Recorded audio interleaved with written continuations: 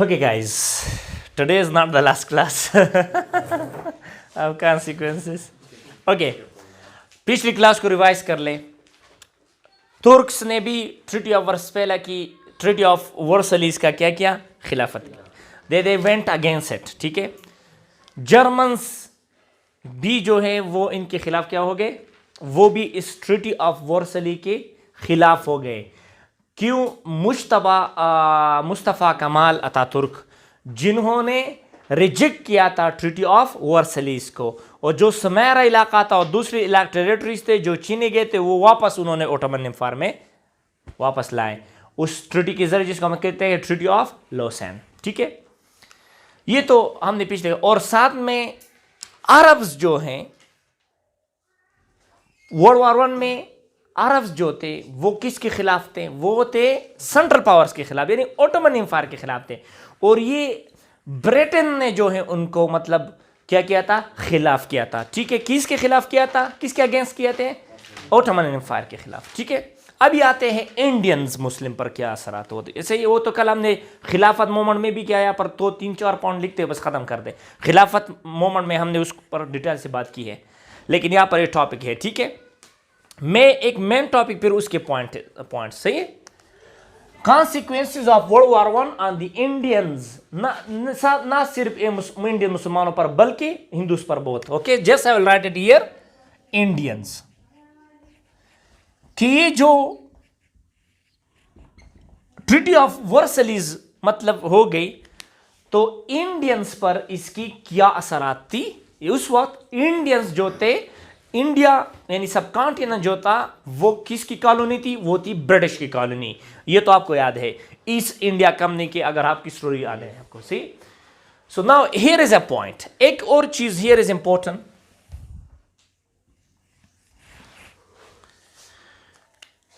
जब world war one जारी था, याद रखे, Indian soldiers fought on behalf of Britain against CP. ठीक है. इस पॉइंट को याद रखें कि जो इंडियन सोल्जर्स थे, सही है, वो ब्रिटेन के साथ, मतलब ब्रिटेन की तरफ से सेंट्रल पावर के खिलाफ लड़ रहे थे. Do you understand? अभी क्वेश्चन है क्यों. दो क्वेश्चन है, इसको याद रखें. क्यों लड़ रहे थे? ये तो मुसलमान थे, इंडिया में तो मुसलमान भी थे और हिंदू भी थे, दोनों भी थे ना. तो दोनों क्यों ओटोमन के खिलाफ और सेंट्रल पावर के खिलाफ लड़ रहे थे? इसकी रीजन क्या थी? ये कहा था कि why the reason was,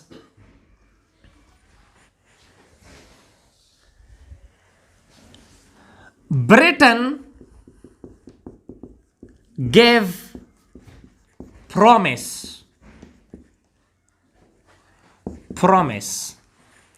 Britain gave promise to the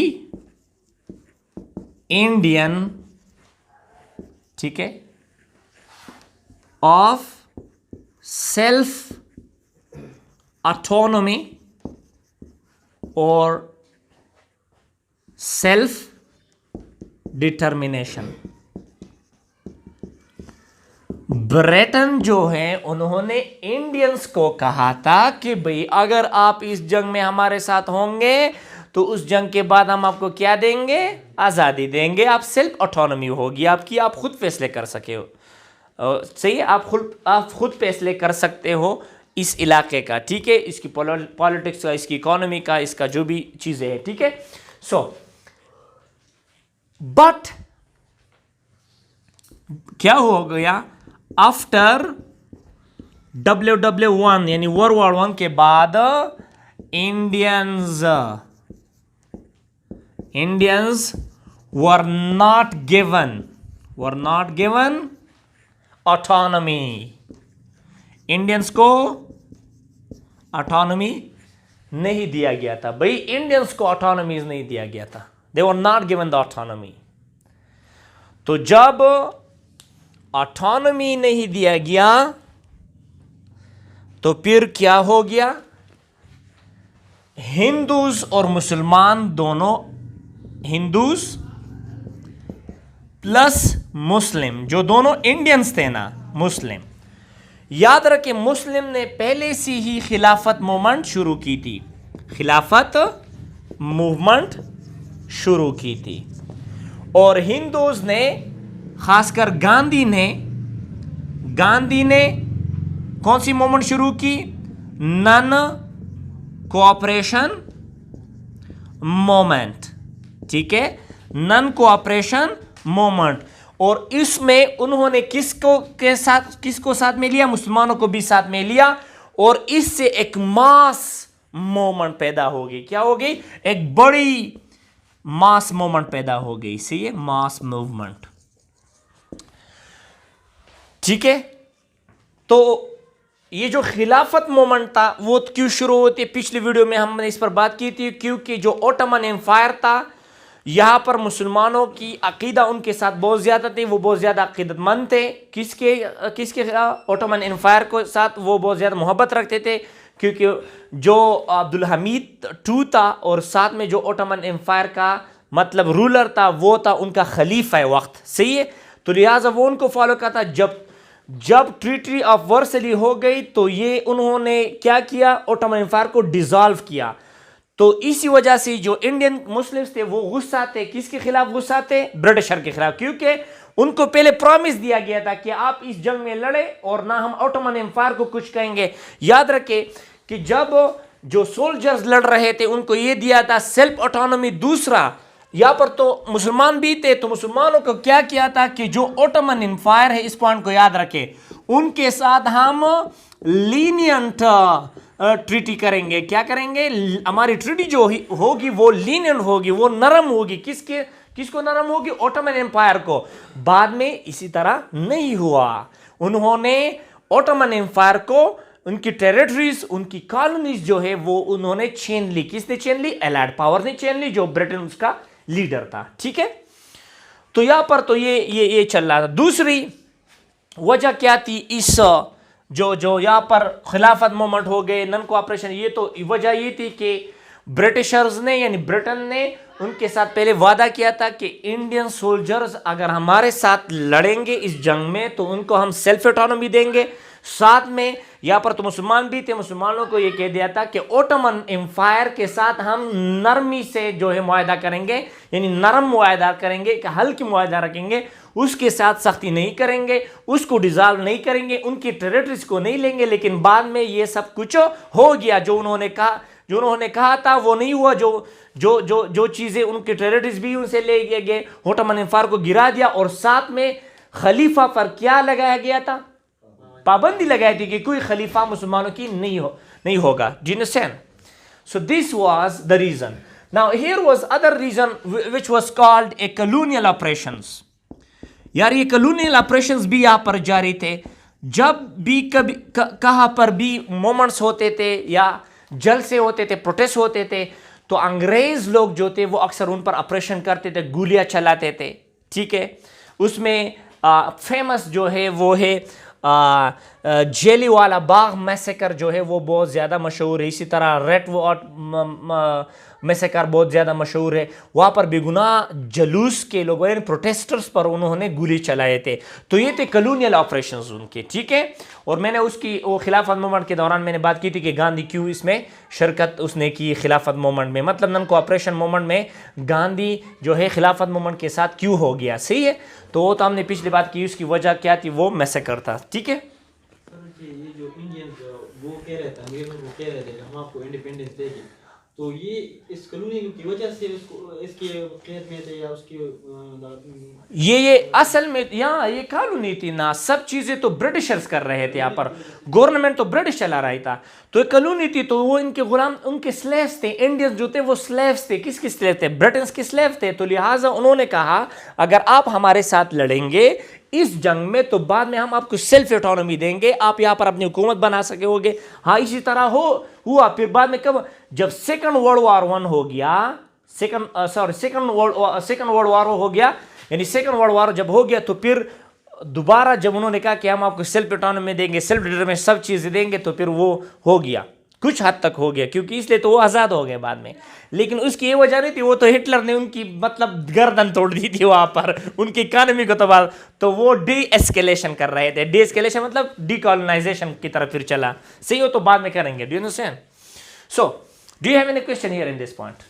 अब आ रहे हैं एक दूसरी पॉइंट थी, ये जस्टिफिकेशन के लिए अलाइड पावर। याद रखिए मैं एक और चीज, आज की दुनिया की जितनी भी नक्शा हैं, जितने भी सियासत की पार्टीज है, जितने भी चीजें इस मुल्क में हो रहा है, या अफगानिस्तान में हो रहा है, या रशिया में हो रहा है, इन सब की बुनियाद, इनकी शेप्स, इनकी फॉर्म्स, इनके स्ट्रक्चर किसने रखे थे? एलाइड पावर्स ने। वो इंपीरियल जो थे उन्होंने रखे हैं। आपको पता है वो हर किस्म की टेक्नोलॉजी के नाम के हम किस्म स्ट्रेटजीज को उस वक्त इस्तेमाल करते थे ताकि दो चीजें बने। वो मुल्कों को दो चीजों में तकसीम करते थे, कंज्यूमर कंट्री बन जाए। कंज्यूमर का क्या मतलब है कि वो ज्यादा चीजें हमसे ले ले, इसको हम कहते हैं कंज्यूमर। ये जो जंग था ये था कंज्यूमर कंट्रीज के दरमियान और प्रोड्यूसर के दरमियान, कंज्यूमर और प्रोड्यूसर के दरमियान। ये जर्मनी क्यों जो है उन्होंने ये पहली बार जंग में जो है उन्होंने जर्मनी को बहुत ज़्यादा सख्त किया था, क्योंकि जर्मनी एक नया प्लेयर था, एक नया प्रोड्यूसर था, एक नए कंट्री थी। वो अभी आ रहे, वो बाद में अभी डिटेल से पढ़ेंगे। Do you understand? Okay, here was a reason. एक क्वेश्चन था उस वक्त जब एलाइड पावर से लोग पूछते थे कि भाई ये जर्मनी के टेरिटरीज, कौन से टेरिटरीज? इंडस्ट्रियल टेरिटरीज, ठीक है। आप ये न्यूली कंट्रीज को क्यों दे रहे हो? मसलन आप पोलैंड को क्यों दे रहे हो?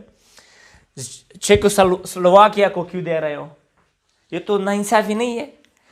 तो ये लोग जस्टिफिकेशन के लिए क्या इस्तेमाल करते हैं? जिस तरह उस वक्त वो जब टेरिटरीज को डिवाइड कर रहे थे, जस्टिफिकेशन के लिए इस्तेमाल करते हैं थे principle of nationality, ethnicity and क्या था? सेल्फ डिटर्मिनेशन ना। ये लोग सेल्फ डिटर्मिनेशन मांग रहे थे, इसलिए उसकी टेरिटरी जो है हमने क्या की? उनको दी। सही है।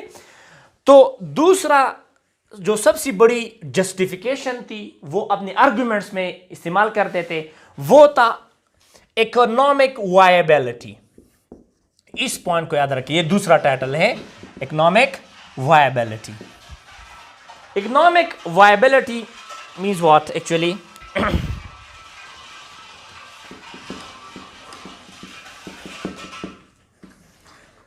Okay, so what is economic viability? ये प्रिंसिपल, इकोनॉमिक वायबिलिटी प्रिंसिपल, ये प्रिंसिपल था, हुसूल था, एक तरीका था। प्रिंसिपल यूज्ड, किस इस्तेमाल का? Used by AP to justify क्या जस्टिफाई कर ले? To justify what? That territories with the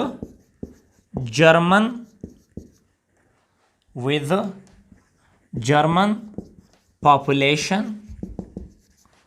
were handed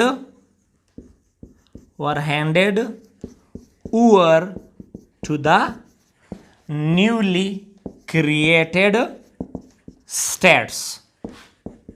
कौन से स्टेट्स थे? ये ले ले आपका पोलैंड हो गया, सही है। यार ये किस तरह से ये आपका हो गया स्लोवाकिया, ओके, यानी स्लोवाकिया हो गया आपका, ठीक है। इन कंट्रीज को उन्होंने क्या दिए? ये जो टेरिटरीज थे, जर्मन पॉपुलेशंस थी उसमें, वो तो वहां पर चीख मार रहे थे कि भाई हम नेशनलिटी के मुताबिक टेरिटरी को डिवाइड करेंगे। तो यहां पर तो जर्मन्स थे, तो आपने पोलैंड को क्यों दिया? चेकोस्लोवाकिया को क्यों दिया आपने? सही है। तो जो यहां पर टेरिटरीज थे, ये उन्होंने कौन सी जस्टिफिकेशन इस्तेमाल की? इसको हम कहते हैं इकोनॉमिक वायबिलिटी। इकोनॉमिक वायबिलिटी का क्या मतलब है? कि भाई हम इसलिए ये इंडस्ट्रियल जोन जर्मनी का और ऑस्ट्रिया हंगरी का, पोलैंड और न्यू कंट्रीज को हम दे रहे हैं, ताकि अगर वहां पर जर्मन होंगे तो वो मुल्क तरक्की करेंगे, वहां पर इंडस्ट्रीज आ जाएंगे। क्योंकि आप लोग तो बहुत इंडस्ट्रियलिस्ट हो, ये बहाने वो कर रहे थे कि ये लोग जो है ये तरक्की करेंगे, ये डेवलप हो जाएंगे, तो इसलिए हम आपको उनमें, ताकि वहां पर इकोनॉमिक वायबिलिटी आ जाए, इकोनॉमिक आज़ादी आ जाए, इकोनॉमिक उनका ग्रो कर, इसलिए आपको वहां पर हम डिवाइड कर रहे हैं। ये थी उनकी जस्टिफिकेशन। लेकिन उसका असल मकसद क्या था? What was the original purpose of that according to IR expert? वो कहते नहीं, only to put Germany in economic turmoil, कि जर्मनी को माशी फसादात में डाल दें ताकि जर्मनी दोबारा ना उठ सके। इसलिए उन्होंने ये जो इंडस्ट्रियल रीजन्स थे जिसमें जर्मन पॉपुलेशन था, उनको पोलैंड को दिया गया, उनको चेकोस्लोवाकिया को दिया गया, या कुछ इलाके यूगोस्लाविया को ऑस्ट्रिया हंगरी के दिए गए। तो ये उनकी मेन पर्पस थी। हालांकि लोगों को कह रहा था कि भाई ये जो नए मुल्क से ये क्या खाएंगे, ये क्या करेंगे, तो लिहाजा इसको हम इकोनॉमिक ग्रोथ दे रहे हैं ताकि ये हो जाए। ठीक है, so this was actually economic viability. So here was the most important thing, the other was, अगर आपको वो पॉइंट याद है, यहां पर मैं दोबारा रिपीट करता हूं,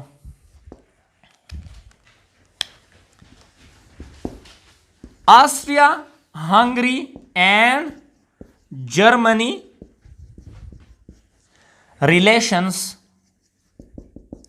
relations were banned.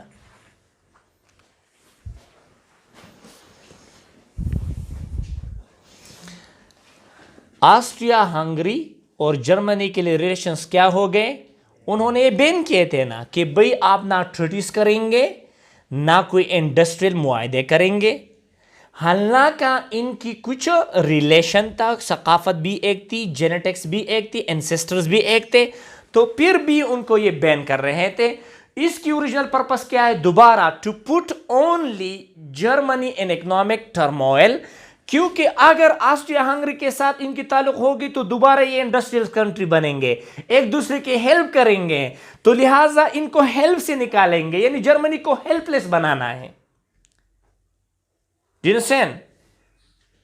अल्लाह का वहां पर वो कह रहे थे कि भाई प्रिंसिपल ऑफ नेशनलिटी होना चाहिए, अगर नेशनलिटी है तो हम आपको, तो यार वो जो एथनिसिटी है, यानी वहां पर तो उनकी रिलेशंस हैं, ब्लड रिलेशंस है, वो तो रिलेटिव्स हैं।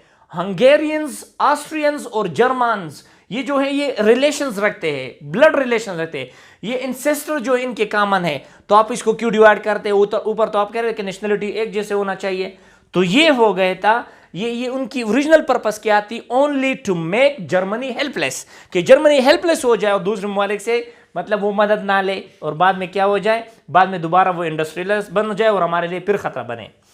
ये था उनकी पर्पस। सही है, किसके? एलाइड पावर की। अभी जितने भी डीप हम ट्रीटी ऑफ वर्सलिस के पीछे जा रहे हैं, तो वहां पर हम ये जो ट्रीटी ऑफ वर्सलिस को हम पेरिस पीस कॉन्फ्रेंस भी कहते हैं। यार ये तो पीस पेरिस कॉन्फ्रेंस, ये तो आप टर्मोइल पैदा कर रहे हो। ये जो ट्रीटी थी ये ज्यादा पीस के लिए नहीं थी, ये फी के लिए थी, ये पैसे, मतलब वो कहते कि भाई हमारा जो मतलब इंडस्ट्रियल्स होंगे, इंडस्ट्रियलिस्ट होंगे, हम ही रहेंगे। इसलिए उन्होंने जर्मनी को हटा रहा था उस वक्त, क्योंकि जर्मनी एक नया प्लेयर था। और ये तो कॉमन भी है, जब एक नया बिजनेसमैन आ जाए तो दूसरे जो पुराने बिजनेसमैन होते हैं उनके लिए रुकावटें पैदा करते हैं। तो ये एक बहाना था कि भाई जर्मनी को किस तरह, ये तो नया प्लेयर था, जर्मनी तो उस वक्त जो है बड़े बड़े चीजें कर रहे थे, तो इसी वजह से जो है ये असल में गेम था, war of the business, war of the destroying new player. ये जो न्यू प्लेयर आया था, याद रखें उस वक्त सबसे बड़ी इंडस्ट्रियल कौन थी? ब्रिटेन था। ठीक है, ब्रिटेन था, फिर आपका फ्रांस था, फिर आपकी जर्मनी, बाद में जर्मनी बहुत मतलब ऊंचाई तक पहुंचे, फ्रांस को भी उसने क्रॉस किया था। लेकिन ये जो जर्मनी था ये तो न्यू प्लेयर था, ये नहीं चाहते थे कि भाई ये एक बेहतरीन एक इंडस्ट्रियल मुल्क बने। Okay, here is an interesting point. एक ये वजह भी है according to IR experts. IR experts कहते हैं, ठीक है, आईआर के एक्सपर्ट्स कह रहे हैं कि भाई एक वजह ये भी है कि ये जो जर्मनी से ये लोग इंडस्ट्रियल टेरिटरीज ले रहे थे और दूसरे मुल्क के दे रहे थे, ताकि ये जो जर्मनी है वो एक कंज्यूमर बन जाए, ना कि एक प्रोड्यूसर, ताकि हम अपने यहां पर प्रोडक्ट्स लाकर डंप कर सके, अपने यहां पर बेच सके। जिनसे ना मैं क्या कह रहा हूं, अगर अभी पाकिस्तान से कोई सारे कंपनियां ले ले तो पाकिस्तान को तो इंपोर्ट की ज्यादा जरूरत होगी, तो लिहाजा इसलिए उनका ये प्लान था, ये ब्रिटेन का ये प्लान था कि भाई ये जो टेरिटोरियल इंडस्ट्रियल टेरिटोरियल जोन है उससे निकालेंगे तो ये लोग कंज्यूमर बन जाएंगे। जब कंज्यूमर बन जाएंगे तो ये लोग हमारे प्रोडक्ट्स इस्तेमाल करेंगे, ठीक है। So this was also another one important reason, ठीक है। सो नेक्स्ट वन वाज, दूसरी जो ऑब्जेक्शन जर्मन्स कर रहे थे इस ट्रीटी के बारे में, that was it was a good topic which is called loss of colonies. What is loss of colonies? ये आपका टाइटल, ये पॉइंट से बाद में और डिटेल ये मेन टाइटल है सी।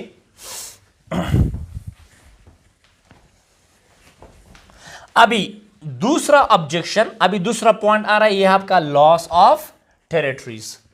हमने तो इस ट्रीटी ऑफ वर्सलिस को बहुत डिटेल से पढ़ा है।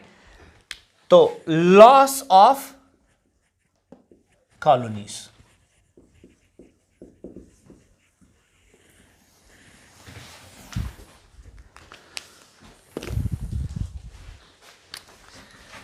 लॉस ऑफ कॉलोनी का क्या मतलब है? Lost colonies in Africa and Africa of Germany.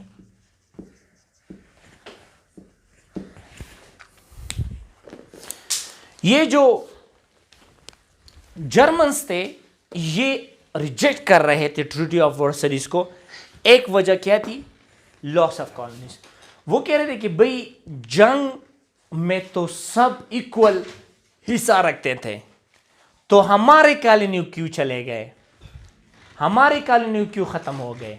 वो हमने क्या था ना, अफ्रीका की जितनी भी कॉलोनीज थे वो ब्रिटेन ने और फ्रांस ने आपस में क्या किया, बांट दिया, आपस में उन्होंने डिवाइड किया। साथ में चाइना भी एक कॉलोनी थी, वो जापान को दिया गया, सही है। मोरक्को और टूनीशिया जो है वो फ्रांस को दिया गया। वो तो हमने किया था, अरब की जो जितने भी कॉलोनीज थे ये जर्मनी के पिछले क्लासों में, ठीक है। यहां पर तो हम ओके जो डिस्ट्रीब्यूशन थी इस कॉलोनीज का, डिस्ट्रीब्यूशन ऑफ कॉलोनीज,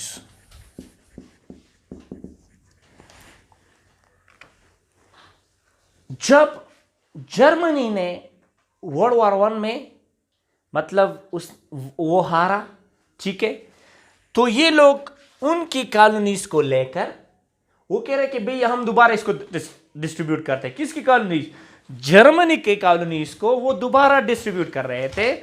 तो जब उन्होंने इन डिस्ट्रीब्यूशन ऑफ कॉलोनीज की तो वो it was not impartial. Impartial का क्या मतलब है? Was not equal, correct. जब लोग उनसे पूछते कि भाई आप ये जर्मन्स के कॉलोनीज को क्यों आप डिस्ट्रीब्यूट कर रहे हैं, वो कह रहे कि ये सही तरीके से नहीं, अभी हम सही तरीके से करते हैं। एक थोड़े थोड़े जगह जर्मनी को दिए और बाकी सब उन्होंने वापस लिए, सही है। So it was not impartial but was on the ambitions of the AP. ये जो डिस्ट्रीब्यूशन हो गया था उस वक्त कॉलोनीज का, तो ये इम्पार्शियल नहीं था, इक्वल नहीं था, बल्कि उनकी ख्वाहिशात थे किसके? एपी के मुताबिक हो गए। जो फ्रांस और ब्रिटेन और यूएस चाहता था वही हो गया, ठीक है, वही। अभी आईआर के एक्सपर्ट्स क्या कहते हैं? वो कहते हैं कि भाई ये लॉस ऑफ कॉलोनीज क्यों हो गई, क्या वजह थी? दो रीजंस वो देते हैं कि भाई ये जर्मनी से कॉलोनीज क्यों लिए गए, कॉलोनीज की क्या वजह थी, उसकी क्या फायदा थी।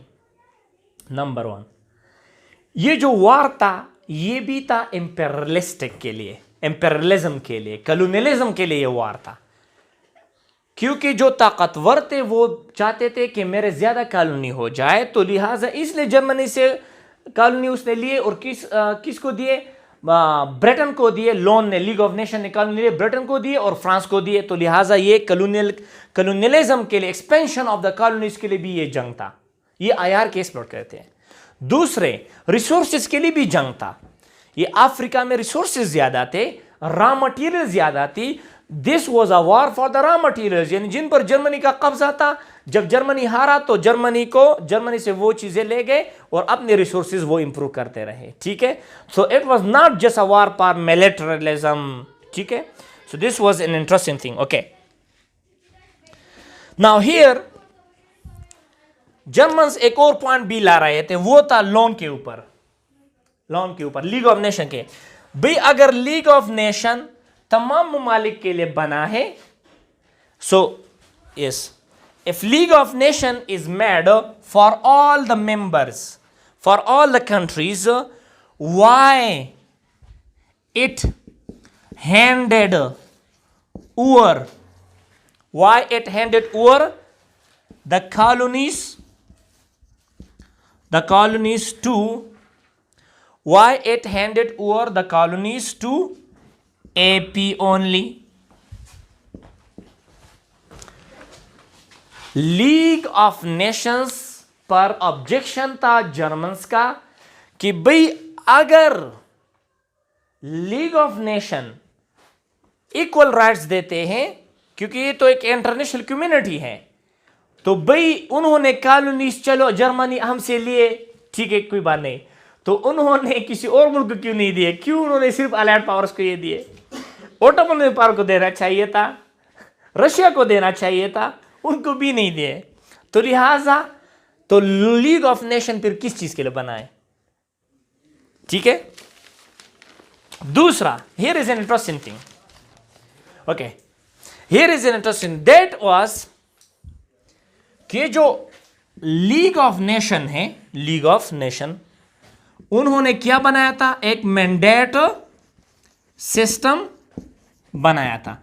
मैंडेट सिस्टम क्या था कि हम जो कॉलोनीज हैं वो हम फ्रांस को और ब्रिटेन को, यानी जो एलाइड पावर जिनको हवाला करेंगे, और ये उनको आज़ादी के लिए क्या करेंगे? तैयार करेंगे। वो तो हमने पिछले क्लास में किया था, याद है इसको, मैंडेट सिस्टम। तो जो जर्मन्स वाले थे और आईआर के एक्सपर्ट्स है, वो भी कह रहे हैं कि भाई ये जो मैंडेट सिस्टम है, ये कोई मैंडेट सिस्टम है, it is a new term for new colonies. ये एक न्यू टर्म है, अभी कॉलोनी का नाम खत्म हो गया, ये मैंडेट सिस्टम हो गया। तो मैंडेट सिस्टम की भी अंदर जो है, ये जो मैंडेट सिस्टम है, अगर आप किसी टेरिटरी को एज अ मैंडेट दे रहे हो, ब्रिटेन को या फ्रांस को, तो वही उनका एडमिनिस्ट्रेशन कंट्रोल करेंगे ना, वही उनको चलाएंगे, तो फिर भी कॉलोनी हो गई। तो वो कह रहे थे कि जो मैंडेट सिस्टम है, it's a new term for colony, a new term for colony. Mandate system का कुछ भी नहीं है, only a new term for colony है। ये वैसे लीग ऑफ नेशन कह रहे हैं कि हम जिनको ये दे रहे हैं, यानी ये कॉलोनीज, ये टेरिटरीज मैंडेट दे रहे हैं, फिर उनको वो डेवलप करेंगे, उनको इंप्रूव करेंगे, फिर सेल्फ डिटर्मिनेशन दे रहे हैं। ये ऐसा कुछ नहीं है, ये सिर्फ अ न्यू टर्म है फॉर कॉलोनी, ये दूसरी कॉलोनी बन गई। Now here is an interesting thing, एक सवाल है यहां पर, एक क्वेश्चन है कि अगर कुछ कॉलोनीज यानी कुछ टेरिटरीज फ्रांस को मिल गए थे, ब्रिटेन को मिल गए थे, उनको फ्यूचर के लिए सेल्फ डिटर्मिनेशन के लिए, मतलब उनको डेवलप कर रहे थे इकोनॉमी के लिए, सेल्फ डिटर्मिनेशन के लिए, तो इसमें फ्रांस और ब्रिटेन का क्या फायदा था? याद रखिए, ब्रिटेन एक स्ट्रेटेजी इस्तेमाल कर रहे थे, वो था डेवलप अ टेरिटरी और a state, develop a territory और a state only to have the power of consumption, कि भाई किसी भी टेरिटरी को इतना डेवलप कर ले उनको इकोनॉमिकली कि उसमें परचेसिंग पावर आ जाए, उसमें कंजप्शन की पावर आ जाए। अगर कोई इकोनॉमी या टेरिटरी इस तरह, कोई कॉलोनी इस तरह खराब हो कि वो कुछ भी नहीं कर सकते और खाना भी अपने लिए नहीं खरीद सकते, तो इनने इनको डेवलप कर लिया कि उनकी परचेसिंग पावर ज्यादा हो जाए और भी डेवलप। इंडस्ट्रियल नाम बनाओ यार, कौन कह रहे कि अगर इनको आप इंडस्ट्रियल बनाए तो हम क्या बेचेंगे, हम क्या करेंगे। इनने इनको डेवलप कर लिया कि उनकी परचेसिंग पावर ज्यादा हो जाए और जरूरत नहीं कि आप वहां पर कारखाने लगाए, इतना डेवलप कर ले ताकि हमारे जो प्रोडक्ट्स है वहीं पर हम बेच सके। ये थी उसकी स्ट्रेटेजी। ये जो जितने भी मैंने आपको कहा जितना कि आप मैं इनमें सबसे ज्यादा किरदार किसने अदा की, ब्रिटेन ने अदा की। यहां पर आपको पता है कि आज भी जंग जारी है किसकी, दो ममालिक की, कंज्यूमर्स की और प्रोड्यूसर की। अमेरिका प्रोड्यूसर है, Germany producer, western world producer है और जो ईस्टर्न वर्ल्ड है हम कंज्यूमर हैं। कुछ हमारे ईस्टर्न वर्ल्ड के जो है मसलन जापान हो गया, चाइना हो गया, ये कंज्यूमर अभी प्रोड्यूसर बन गए, तो हम ही कंज्यूमर हैं।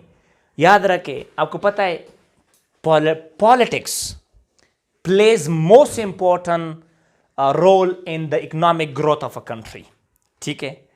लेकिन जिस मुल्क में 10 और 20 और 30 पार्टियां हों तो वहां पर कंजप्शन बढ़ेगा या वहां पर इकोनॉमिक ग्रोथ बढ़ेगा, वहां पर कंजप्शन बनेगा, टसल होगा। तो इसलिए जो आप अभी देख लो, जो अंडर डेवलपमेंट कंट्रीज हैं, जो तरक्की पजीर ममालिक है, वहां पर 10, 15, 20, 30 पार्टियां होंगे और जो डेवलप कंट्री वहां पर 2 पार्टियां होंगे ताकि मुल्क नीचे ना जाए। और ये भी उनकी चाल थी कि यहां पर पार्टियां बढ़ाए, ये जो नए नए पार्टीज बन रहे तो इसमें, और आप देख लो हर एक पार्टी को बाहर से सपोर्ट होगी, किसी डेवलप कंट्री का सपोर्ट होगा। क्यों? क्योंकि अगर ज्यादा टर्मोइल यहां पर बन जाए पॉलिटिक्स का तो यहां पर इंडस्ट्री नहीं चलेंगे, टैक्सेस ज्यादा होंगे, तो हमारे ही प्रोडक्ट्स इस्तेमाल होंगे। ये है आपका स्ट्रेटेजीज जो अभी भी वेस्टर्न वर्ल्ड इस्तेमाल कर रहे हैं हम पर। ये IMF जो आप पर टैक्सेस लगा रहे हैं, वो करो ये कर लो, लोग तंग आ जाए। जब तंग आ जाए तो ये क्या करेंगे, ये इंडस्ट्रीज नहीं चलाएंगे, ये कंज्यूमर्स बन जाएंगे। तो जब कंज्यूमर बन जाएंगे तो इन जो डेवलप कंट्रीज है जिन पर IMF का होल्ड है, वो क्या करेंगे, वो अपनी प्रोडक्ट्स यहां पर भेजेंगे। Do you understand? सो यहां भी जंग जारी है प्रोड्यूसर के दरमियान और कंज्यूमर के दरमियान। जितना भी हो सके किसी मुल्क को कंज्यूमर बनाए, ठीक है, तो आपकी प्रोडक्ट्स भी ज्यादा हो जाएगी। वहां पर ये जो गल्फ वार्स है अभी करेंगे, ये पेट्रोल पर जितने भी वार थे, डीजल और पेट्रोल पर, या अरब में, ये कौन कर रहा था, ये कर रहा था अमेरिका। तो वो बन गए कंज्यूमर। किस तरह कंज्यूमर? वो बन गए टेक्नोलॉजी का कंज्यूमर और अमेरिका उन पर असलहे पीछे भेज रहे थे। ये जो ईरान और इराक की जंग थी, अभी हम करेंगे, ईरान और इराक की जंग थी, तो ईरान इराक की जंग थी, इसी तरह कतर की जंग थी और साथ में इराक की जंग थी, ईरान और कतर की जंग थी। किस चीज पर? तेल पर। और पीछे से अमेरिका उनको क्या भेज रहा था? असलहा। क्योंकि जब जंग जारी होगी वहां पर तो गन की जरूरत होगी, वहां पर तो टेक्नोलॉजी की जरूरत होगी, तो टेक्नोलॉजी कौन प्रोड्यूस करता है? अमेरिका। तो आप पर भेजेंगे। जब तक आप कंजप्शन का वैक्यूम पैदा ना करें तो आपका प्रोडक्ट्स जी है वो क्या होगे, वो इस्तेमाल नहीं हो सकते। तो जहां पर आप कंजप्शन की वैक्यूम पैदा करेंगे, आपकी कंज्यूमर पावर पैदा हो जाएगी, मतलब कंजप्शन की मतलब बढ़ेगी, तो वहां पर आपकी प्रोडक्ट्स ज्यादा हो जाएंगे। सो it was a war of actually for making.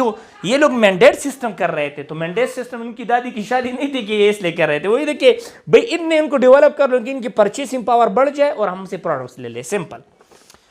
Okay, so here is an interesting thing. ये जो ब्रिटेन था उन्होंने ईस्ट अफ्रीका लिया था, वो तो हमने पिछले क्लास में किया था। ईस्ट अफ्रीका, फ्रांस ने जो है कैमरून, टूनिशिया और टोगोलैंड वगैरह ये इलाके लिए थे, सही है। साउथ अफ्रीका भी लिया गया था, सही है। अभी आते हैं दूसरे पॉइंट को।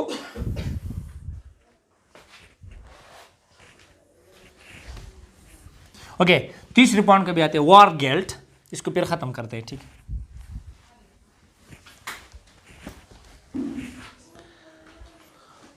War guilt clause. क्या? वॉर गिल्ट क्लॉज, ये ले लो, वॉर गिल्ट क्लॉज। इस पॉइंट को देख ले।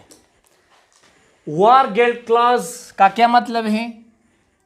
Responsible, who is responsible for this war, who is responsible. तो उन्होंने जर्मनी को बनाया था, तो ये जर्मन जो है रिजेक्ट कर रहे थे ट्रीटी ऑफ वर्सपेले क्योंकि बिकॉज ऑफ वॉर गिल्ट। इस पॉइंट को याद रखिए, because of war guilt. German कह रहे थे कि भाई अगर पहले रशिया ट्रूप्स को नहीं बेचते ठीक है। और अगर सर्बिया गवेर्लो फ्रैंकप को ये टारगेट नहीं देते, टास्क नहीं दे कि आप आर्क फ्रांस फर्डिनेंड को कत्ल कर ले, तो हम क्यों जंग करते? डिनसेन जर्मनी ये भी कह रहे थे कि भाई हमारी तो मजबूरी थी, हम इसलिए जंग में कूदे। क्यों? हमारा मुआहदा था किसके साथ? हम एलाइड थे किसके साथ? ऑस्ट्रिया हंगरी का, और जंग तो ऑस्ट्रिया हंगरी ने शुरू की थी, तो इसलिए हमने भी शुरू की। डिनसेन हां, कुछ गलतियां जर्मनी के भी थे। क्या गलतियां? उसने मिस कैलकुलेट किया था किसको? रशियंस को, कि भाई रशियन जल्दी नहीं पहुंचेंगे, श्लेफन प्लान बनाओ। ठीक है, एक तो ये एक था। दूसरी बात, ये जर्मन ने एक चिक दिया था, ब्लैंक चिक दिया था या नहीं दिया था?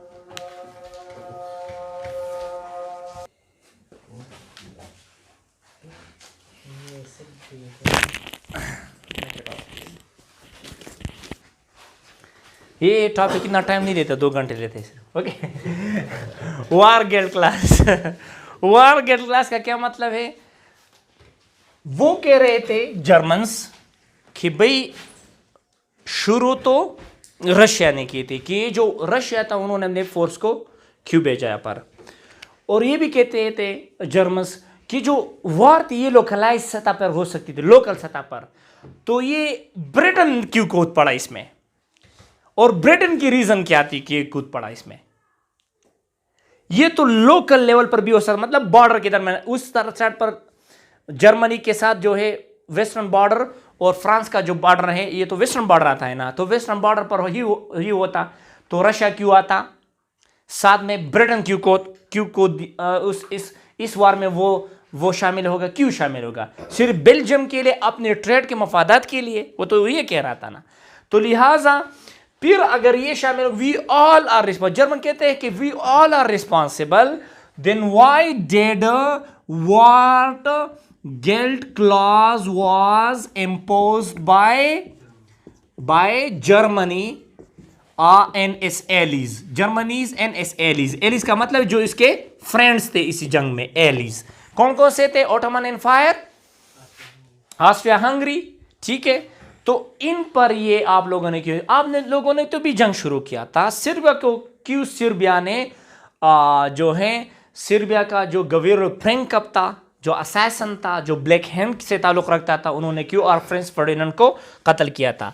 तो ये उनको दे रहे थे। दूसरी बार जर्मन ये भी कह रहे थे कि भाई ये जंग को रोका जा सकता था, तो ये जो लीडर्स थे उन्होंने क्यों जहमत ना की?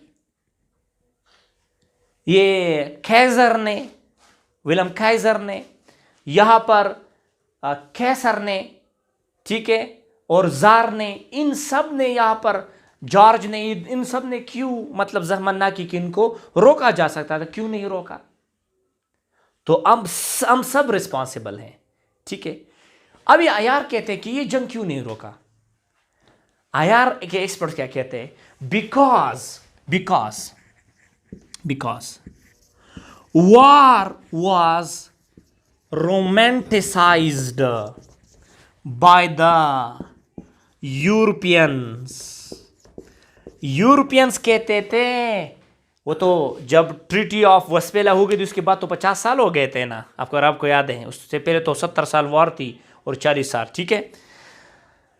अभी यहां पर जब इकोनॉमिक ग्रोथ आ गया इस ममालिक में, ट्रीटी ऑफ वेस्टफेलिया के बाद, नेशन स्टेट के बाद इकोनॉमिक ग्रोथ मतलब आ गया, सही है, ममालिक में, तो ये आईआर के एक्सपर्ट कहते हैं कि ये वार तो रोका जा सकता था, क्यों उन लोगों ने जहमत ना की? इनकी वजह क्या है? वो कहते हैं वार वॉज रोमांटिसाइज्ड। वो कहते कि जंग के बगैर तो तरक्की नहीं हो सकती, जंग से तो इकोनॉमिक और भी बढ़ता है, जंग तो बहुत अच्छी बात है, जंग से तो जो है इंसान की बहादुरी जो है उसकी पता चलती है, तो लिहाजा वॉर वाज रोमांटिसाइज। वो कहते थे, जर्मन्स कहते थे वी आर द बेस्ट, हम बेस्ट है। वो इंग्लैंड वाला क्या है, ब्रिटेन कहते थे we are the best, France वाले कहते थे वी आर द बेस्ट। तो लिहाजा because of the nationalistic approach of each state, because of the nationalistic approach of each state, they glorified the wars। वो अपने अपने सोल्जर्स को ग्लोरीफाई कर रहे थे, जिस तरह आज भी हम कर रहे हैं। हमारा जो फौज है वो इतना होगा कि एक दिन में इंडिया को तबाह करेंगे। इंडियन वाले कहते हैं एक दिन हम पाकिस्तान में सुबह सवेरे चाय पियेंगे, ये करेंगे। ये है ग्लोरिफिकेशन। यही ग्लोरिफिकेशन उस वक्त भी जारी था। यार ड्राइव देम। ये ग्लोरिफिकेशन थी कहां पर? यूरोप में। ठीक है, तो जिसका 22 बना जंग। बाद में जब ये जंग में कूद पड़े, इनको तो ये पता नहीं कि ये जो जंग है, वो कह रहे थे, ये जो जर्मन थे वो कह रहे थे कि अभी हम एक दिन में बेल्जियम को मारेंगे, दूसरे दिन में फ्रांस को मारेंगे और चौथे दिन पर हम रशिया को मारेंगे। तो ये इतना मोमेंट हो गया, उनको पता नहीं था कि भाई कितने नुकसानात होंगे, कितने लोग मरेंगे, कितने इंफ्रास्ट्रक्चर्स तबाह होंगे इसमें। तो लिहाजा they romanticize the war because of their nationalistic approach and their nationalistic mindset. वो कहते थे वी आर द बेस्ट। ठीक है, और वहां पर ये जो नेशनलिज्म की हवा थी कि हम सब कुछ है, वो नहीं है। तो इसी जो they glorified actually the war according to the experts of the IR। वो यही कह रहे हैं कि भाई यही वजह थी। ये लोग रोमांटिसाइज कर रहे थे, ये फख्र कर रहे थे जंग पर कि जंग होगी और हम इससे तरक्की कर सकते हैं। जंग के बगैर तो इंसान जो है उसकी जंग के बगैर अमन नहीं आता। वो यही कह रहे थे। इसको कहते हैं romanticise and glorified the war. ठीक है, तो यहां पर जर्मन कह रहे कि हमने सिर्फ जो है जंग शुरू नहीं किया, हम सब जो है जितने भी इंपेरियलिस्टिक स्टेट्स है वो सब क्या है, वो all the imperialistic states whether they are central powers or allied power, they all are responsible for the war guilt clause, not only Germany and its allies. ठीक है,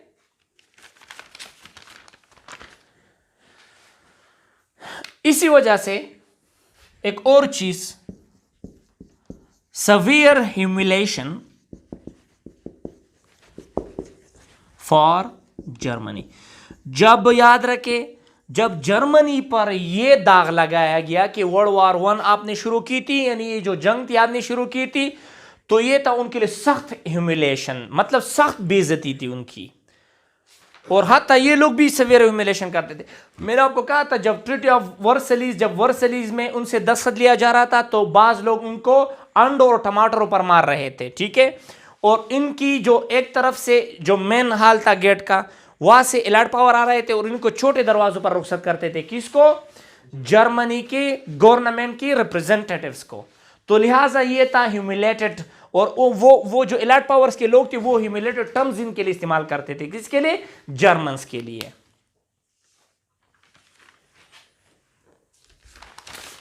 तो जो वॉर गिल्ट क्लॉज है ये मतलब क्या था? लेकिन जब हम मेनली आ जाए, मैं एक डायग्राम करता हूं, फिनिश इट। ओके, मेनली आ जाए, वो हर हाल में क्या चाहते थे कि भाई जो न्यू प्लेयर है, जो नया प्लेयर हम में आया है, ये जर्मनी एज अ प्रोड्यूसर, इसको हम खत्म करते हैं। ये तो बहाना था। वर्ल्ड वॉर 1 जो जंग थी, तो it was just an excuse only to remove Germany from the competition of industrialization, कि इंडस्ट्रियलाइजेशन से हम उसको हटा दे। मैं यहां पर आपको एक डायग्राम बनाता हूं, विल मेक इट फॉल्स। ठीक है, इसको यहां पर देख लें।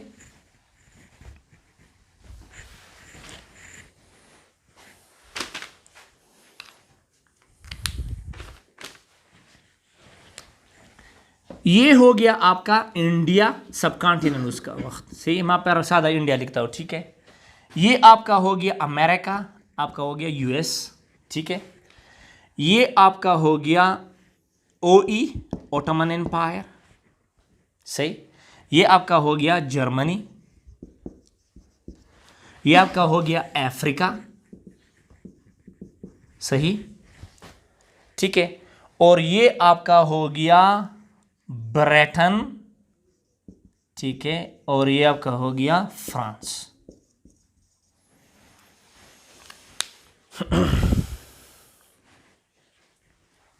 ठीक है, ये जो वर्ल्ड वॉर 1 है उसको हम कहते हैं war for economy, war for colonial power. ये जो वर्ल्ड वॉर 1 था, ये सिर्फ और सिर्फ इसके लिए नहीं था, ये इकोनॉमी के लिए भी था। किस तरह, यहां पर देख ले जरा, ये जो अफ्रीका था, रॉ मटेरियल्स यहां पर थे, raw materials, Africa raw materials बेचते थे किसको? ब्रिटेन को, जर्मनी को, ओटोमन एम्पायर को। अल्लाह का ओटोमन एम्पायर उस वक्त इतनी बड़ी मतलब इंडस्ट्रियल नहीं थी, और ज्यादातर यूएसओ को भी भेज रहे थे। ठीक है, यहां पर जो आपके यहां पर देख ले, ये था ब्रिटेन की कॉलोनी। यहां पर देख ले कौन सा ब्रिटेन की कॉलोनी थी? सब कॉन्टिनेंट। तो यहां पर रॉ मटेरियल्स भी थे, रॉ मटेरियल्स, ठीक है, और प्रोडक्ट्स भी ये बना रहे थे। यहां पर प्रोडक्ट्स कौन? इंडियंस। मसाले जो है ये इनके प्रोडक्ट्स थे, पैकों में बंद करके उस वक्त। ठीक है, स्पाइसेस, ये इस इंडिया कंपनी स्पाइसेस के लिए भी यहां पर आए थे ना। ठीक है, तो रॉ मटेरियल्स और प्रोडक्ट्स जो है ये इंडियंस जो है किसको बेच रहे? इन ममालिक को भी बेच रहे थे, लेकिन ज्यादातर जो है इनकी ब्रिटेन को, वो ईस्ट इंडिया कंपनी को दे रहे थे। ठीक है, और बाद में फिर ये कॉलोनी बन गई। Do you understand guys? Okay, अब ये जर्मनी जो है वो एक ताकतवर इकोनॉमिक क्या बन रहा था? वो एक इकोनॉमिक इंडस्ट्रियल कंट्री बन रहा था, एक एम्पायर बन रहा था। ये जो फ्रांस है इनका भी यहां पर हिस्सा था। ठीक है, तो ये फ्रांस और ब्रिटेन जो है ये याद रखे, ये इन लोगों से, इन ममालिक से, इनसे और इनसे चीजें लेकर सस्ते दामों पर चीजें लेते थे, और बाद में उनको जरा मतलब एडिट करके और मॉडिफाई करके, मतलब कुछ चीजें और डाल करके नए नए फिर दोबारा उन पर क्या कर रहा था? बेच रहा था। ये रॉ मटेरियल्स के प्रोड्यूसर थे, लेकिन उन मटेरियल्स को थोड़ा चेंज करके खुद क्या बनते? कंज्यूमर थे। Do you understand? तो ये जो जंग था, बाज एक्सपर्ट्स कहते it was a war for the economy. यहां पर देख ले गाइस, इट्स इंटरेस्टिंग पॉइंट, फिर मैं खत्म करता हूं इसको। अभी जर्मन जो है वो क्या थे? वो एक नया पावर बन रहा था इकोनॉमिकली। अभी उन्होंने सबको क्रॉस किया था सिवाय ब्रिटेन के। इटली को भी उसने इकोनॉमिक ग्रोथ में क्रॉस किया था, फ्रांस को भी क्रॉस किया था, रह गया था ब्रिटेन। ब्रिटेन ने खतरा महसूस किया। ब्रिटेन ने कहा कि भाई अगर इसको हम ना तोड़े तो ये यहां पर हमारे साथ एक ब्लॉक बन जाएगा। किस तरह ब्लॉक? यहां पर इस पॉइंट को देख ले, किस तरह ब्लॉक है। ये जर्मनी का एलाइड कौन है? ऑटोमन एम्पायर है ना, इसका दोस्त है, ट्रेड में भी इनके साथ करता है, सब कुछ करता है। इस लोगों का असर रसूख कहां पर है? इंडिया पर है। तो वो इंडिया के मुसलमानों को लेकर साथ में यहां पर आपके हो गए अरब कंट्रीज, गल्फ कंट्रीज। सही है। इन ओटोमन एम्पायर का और इस इंडिया का कुछ ताल्लुकात है ना मजहबी, तो लिहाजा ऐसा ना हो कि जो अरब से जिससे हम तेल ले रहे हैं, जिससे इनकी हमारी इंडस्ट्री चल रही है, ऐसा ना हो कि ये लोग और ये लोग और ये लोग और ये लोग जो है एक हो जाए, एक बड़ी ब्लॉक बन जाए, तो फिर हम किस तरह प्रोडक्ट को बेचेंगे? हम किस तरह रॉ मटेरियल्स को लाएंगे? Do you understand? तो इसीलिए इनको तो पहले से अगेंस्ट किया। किसके खिलाफ? ओटोमन एम्पायर के खिलाफ। हमने कहा था ना, अरब को तो अगेंस्ट किया था। साथ में यहां पर जो खिलाफत मोमेंट थी, ये ब्रिटेन नहीं सुन रहा था ना, खिलाफत मोमेंट नहीं सुन रहा, उन पर अमल नहीं करता था। वो क्या, क्योंकि तो ओटोमन एम्पायर को फायदा चलता है इसका। Do you understand? तो यहां पर जो जंग थी असल में ये था इकोनॉमिक के लिए जंग। It was a war for economic, it was a war for colony. और यहां पर जब से जर्मनी के जितने भी यहां पर टेरिटरीज थे वो लिए गए थे। तो जब टेरिटरीज ले गए थे, तो ये टेरिटरीज जब ले गए थे, तो ये क्यों ले गए थे? क्योंकि यहां पर रॉ मटेरियल्स थी। अब इनकी एक्सपोर्ट जो है, रॉ मटेरियल ज्यादा होगी, इनकी प्रोडक्शन भी ज्यादा होगी। ठीक है, तो असल में it was a game for economy, it was a game for colony. ठीक है, not only that wholly solely Germany was responsible. ठीक है, तो इसलिए वो डरते थे। अभी आप देख ले, जितने भी आज की मतलब जितने भी स्ट्रक्चर्स हैं हमारे मालिक में, जो वीक मुल्क है, जिनको अंडर डेवलपमेंट कंट्रीज कहते हैं, वहां पर अभी भी ब्रिटिश के पुराने ट्रेडिशनल सिस्टम चलते हैं। इसी वजह से तो ये तरक्की भी नहीं करते। दे वर ग्रेट पीपल, वो अच्छे people, they were great, they made everything. वो जहां पर कुछ करते थे, लेकिन उसमें पहले क्या थी? वो मफादात थी उनके पहले। ये जो वॉर रिपेरेशंस थी, मतलब मतलब लॉस था जंग की, और वो जर्मनी पर मतलब उन्होंने डाल दिया था। इसी तरह यहाँ पर जब कॉलोनी में जंग होते थे तो ब्रिटेन जो था वो उन पर भी ये चीज़ें, ये उनकी स्ट्रेटेजीज थी, वॉर रिपेरेशन से भी लेते थे, और अगर उनके पास नहीं होते तो फिर नेशनल रिसोर्सेज से लेते थे। Do you understand? तो ये इन लोगों की स्ट्रेटेजी थी कि किस तरीके से जहां पर वो गए थे अपने मफादात को ढूंढकर, अपनी इंपेरियलिस्टिक स्टेट को इंप्रूव कर, फिर अपनी ऑब्जेक्टिव्स को वो ढूंढकर फिर जो है वो चीज़ें करते थे। आपको पता है जितना अरब गल्फ में जितना भी मतलब पेट्रोल था, मतलब उस वक्त जितना भी तेल थे यहाँ पर, ये सबसे ज़्यादा ब्रिटेन इस्तेमाल करते थे उस वक्त। बाद में फिर यूएसए कूद पड़ा, ये जो यूएस है। लेकिन दोनों जो है इनको आपस में मतलब इस्तेमाल कर रहे थे, कभी शिया, कभी सुन्नी, कभी कादियानी, कभी क्या कभी क्या। आज भी कादियानों की जब बर्थ हुई वो तो इंग्लैंड से हुई है, तो वो भी एक चाल थी उनका, ताकि ये दरमियान में मतलब क्या हो जाए, दरमियान में उनमें वायलेंस हो, और we should derive our own benefits. Okay, that's all, see you next time.